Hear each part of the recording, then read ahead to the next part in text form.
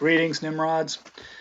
Well, if you've been watching some of my recent videos, we've showed a couple guns that I like to use for deer hunting. We showed you this Traditions muzzleloader. It's a 50 caliber muzzleloader.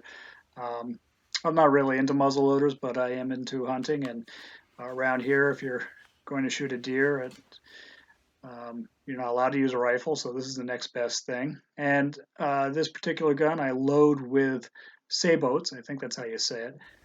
And there we go. That's a Sabot little wad there, and it's a 240 grain Hornady XTP 44 caliber bullet that goes in it. And that influenced my purchasing of another deer rifle that I got this year, and that would be the 1894 Marlin we did a video on. And if you watch that video, you know that I really, really, really like that rifle. It's a nice rifle, and Frog really, really, really, really, really likes that rifle. So I found that he was using that most of the time. We went looking for deer in Maine this year, and of course we did not see any. We did see a tree that we brought home for Christmas, and back home I didn't have much more luck seeing deer. I saw a few, but I didn't have a shot on any with the muzzleloader. Found a few neat things in the woods, a shed antler and an old house, which I'd probably walked by 100 times and never seen. So for Christmas, I got a chronograph. I believe that's how you pronounce it. My wife was nice enough to get me one, and I had been wanting one.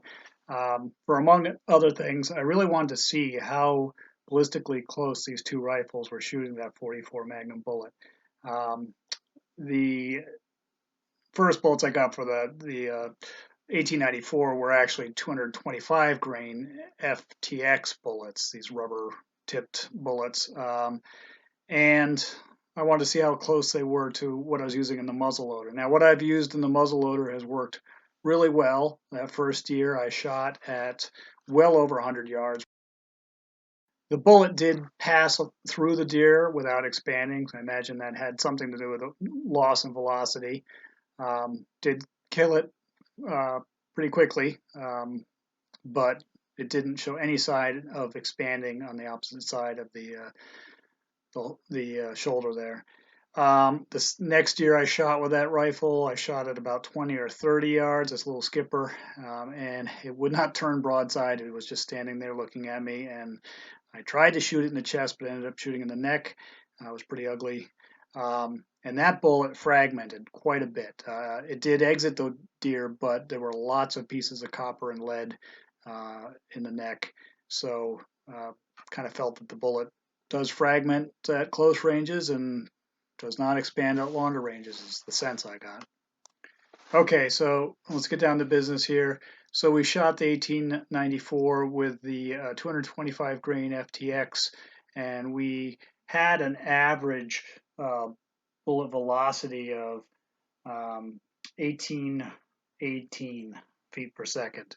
And so that gives us 1649 foot-pounds at the muzzle, and we had 1389 and 964 foot-pounds at 100 yards. So that tells us that that bullet traveling at that speed is barely capable of humanely killing a deer 100 yards. I think 1,000 foot-pounds is sort of the general accepted minimum you should have. So these next loads tested were 240 grain XTPs. They were just target reloads for the 44 Magnum at 1437, and we're getting 1,100 feet per or foot-pounds of energy. So that's barely enough at the muzzle to kill a deer. So these are definitely not hunting loads. Interestingly, the lead book that this recipe was taken out of having a 1249 feet per second, and we were getting 1437. 225 grain Hornady factory ammo, they were listed at 1410, and again we were getting 1818 average for those, so difference between a pistol and a rifle, I assume. We were not shooting for accuracy here. These are not the loads I sighted this gun in with. They were printing a little low, and in fact one of them missed low and one hit the paper a little higher than you can see there. But again, we weren't testing for accuracy. We're just shooting them over the chronograph. And now we're going to do the muzzle loader, and we're going to use 100 grains of 777, same 240 grain XTP. and we found we got 1896 feet per second and 1916 foot-pounds. That's what that translates to. And at 100 yards, it had 1559 and 1295 foot-pounds at 100 yards, which is plenty for taking a deer at 100 yards. In fact, at 150 yards, you still have 1,064 pounds of energy. So totally adequate for taking a deer at 150 yards, but I don't see myself shooting that far with that particular gun. So there you go. I hope you learned something. They're not really comparable, but they're close. And there's the group of the 3 shots from the muzzleloader. That's a little under 3 inches at 100 yards, so we like that.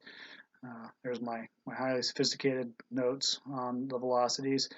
And we'll be doing more of this, so stay tuned.